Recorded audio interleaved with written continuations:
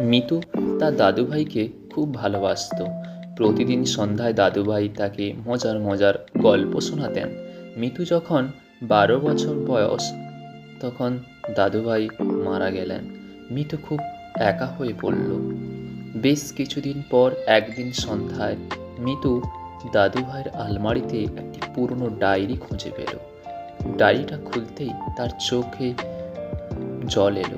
ডায়েরির প্রথম পাতায় লেখা ছিল, আমার সোনামা, আমি যখন থাকবো না তখন এই ডায়েরির পাতায় লেখা গল্পগুলো পড়িস।